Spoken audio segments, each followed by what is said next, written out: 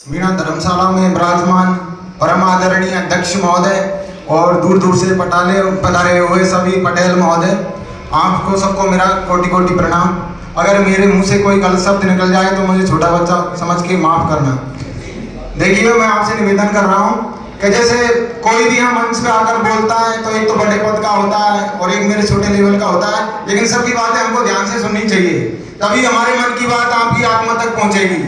तो सबको मौका मिलना चाहिए, दो चार आदमी बोले और ये अपनी रीति रिवाजों में ही अभी फंसे रहेंगे ना अपन, तो आगे मुद्दे की बात नहीं होगी। तो मैं 2 मिनट के लिए लगातार बोलूंगा, अगर मेरी कोई गलती हो तो बाद में मुझे समझा देना, दोबारा गलती नहीं करूंगा।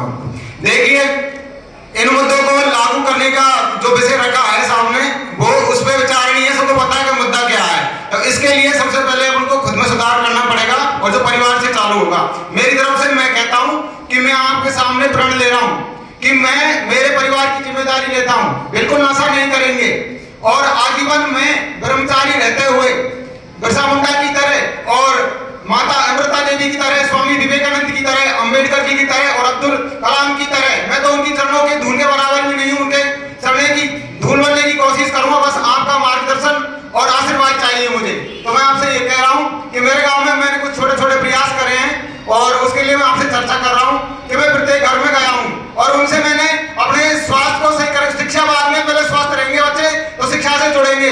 तो उसके लिए सबसे पहले कि गांव में बोर बिल्कुल लगातार चल रहे, उसको रोक नहीं रहे, तो उसके कारण क्या हो रहा है, सड़कें खराब हो रही है, मच्छर पनप रही है, जिससे बीमार हो रहे हैं। और दूसरी बात, खान पान सबको पता है, मैं अलग बात नहीं बोल रहा हूँ, लेकिन आपको ध्यान में केंद्रित करना चाहता हूँ, आपको सुधार करना है इसमें बात की। सही आ रही, सही। हेलो, हाँ, तो मैं कह रहा हूँ, तो अगर टंकी में भर के पानी और उसमें नहा ले तो कम पानी रहेगा और उससे कोई दिक्कत नहीं आएगी। तो एक बात तो ये है। और प्रत्येक आदमी को प्रण लेना है कि हमको हर साल का 1 पेड़ लगाना है। 1 पेड़ में ज्यादा टाइम देने की जरूरत नहीं है। कोई कितना भी पढ़ंतरी हो लड़का 2 घंटे का टाइम दे दे संडे के लिए मेरे साथ में काम करने के लिए, तो सपोर्ट क्षेत्र के पूरे पहाड़ों को मैं हरा भरा कर सकता हूँ। मैं आपके सामने वचन देता हूँ, लेकिन अकेला चना बाहर नहीं पहुंच सकता है। मैं इसके लिए कार्य कर रहा हूँ, धरातल को उतर के कार्य हूँ, केवल फेंक नहीं रहा हूँ। मैं यहाँ बोलना एक अलग बात है और धरातल पे किसी कार्य को उतारना वो एक अलग बात है। और आप पंच पटेल दूर दूर से इकट्ठे हुए, मैं आपसे निवेदन कर रहा हूँ, मेरी बात का बुरा मत मानना कोई भी। जैसे सुधार के लिए मैं सबसे ये कर रहा हूँ कि नाव को डुबाने के लिए छिद्र काफी होता है। शुरुआत वो कहते हैं कि चोरी कण की हो मन की हो, ऐसी बुराई या छोटी हो बड़ी, शुरुआत शुरू से ही होती है, तो अपने परिवार से होती है। तो अपने बच्चों के सामने पहली बात उनके सामने नशा नहीं करा, अगर नहीं छोड़ पाए नशे को तो कहीं दूर जाके करे, बच्चों को पता नहीं चलना चाहिए। उनके साथ में थोड़ा थोड़ा योग व्यायाम करे और जो गलत खान पान की कुरकुरे खवाते हैं, नमकीन खवाते हैं, उसकी जगह अपनी दूध राबड़ी, छाछ राबड़ी, फल फ्रूट जूस ये खिलाए तो तंदुरुस्त रहेंगे।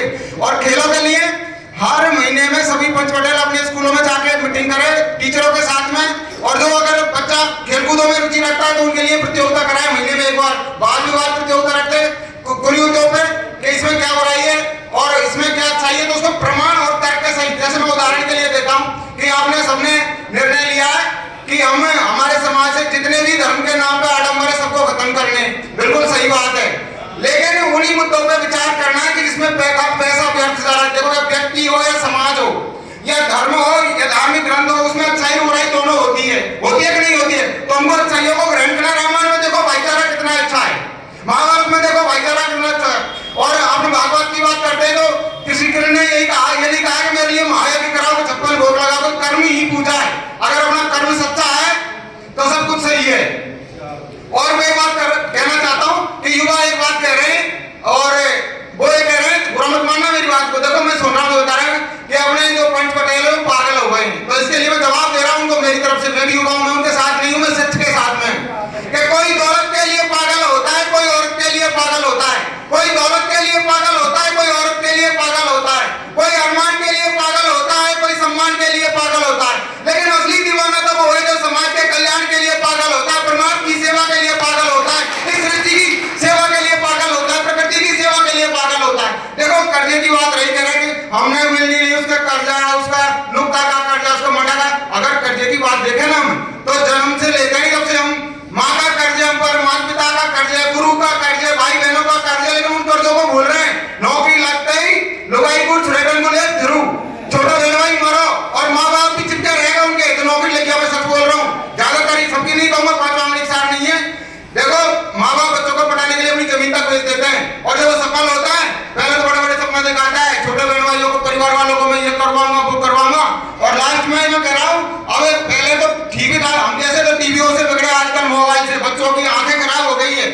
पागल हो गए, पढ़ नहीं पा रहे। तो मैं ये कह रहा हूँ जो भी अच्छे काम करे उनको सम्मानित किया जाए। 15 अगस्त 26 जनवरी यहाँ की मीटिंग हो जब तो अच्छे काम करने लगेंगे लोग। अब मैं अच्छा काम करता हूँ, लोग मुझे पागल कहते हैं, लेकिन मुझसे कोई फर्क नहीं पड़ता। आपने जो कर रहे हो सामाजिक क्रांति आ गई है, अपने जागरूकता की अपने समाज, बहुत खुशी की बात है।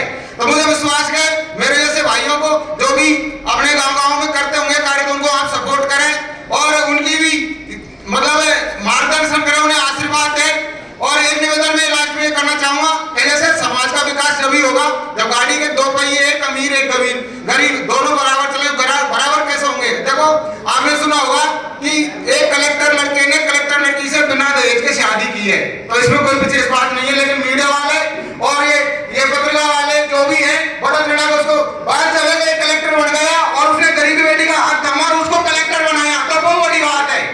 अगर एक गरीब का हाथ कोई अमीर थामेगा तो वो आगे बढ़ेगा। अरे खुद का भाई को नहीं पढ़ा रहा है, जब भी थोड़े दिन पहले की बात की मौसी ने पढ़ा दिया, मामा ने पढ़ा दिया, बुआ ने पढ़ा दिया, और अब आप सब लोग इकट्ठे हो रहे। जैसे सामरूप से लाइब्रेरी खुलेगी तो सभी बच्चों को पढ़ने का मौका मिलेगा, ये उदाहरण के लिए है। और जो धौलपुर वाली का गाँव है, घनौराम से सब परिचित है।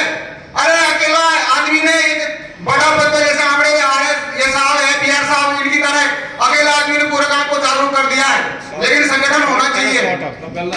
हाँ बस सब लोग एक मिनट। तो लास्ट में मैं थोड़ी सी विनती है मेरी कि जैसे अपनी ये धर्मशाला की जगह है बाहर, अभी देखो ये शुरुआत अपनी मीटिंग का आदमी कम आ रहे हैं, अभी और भी जुड़ेंगे, तो वहां पे एक अच्छा वाला पार्क तैयार करें।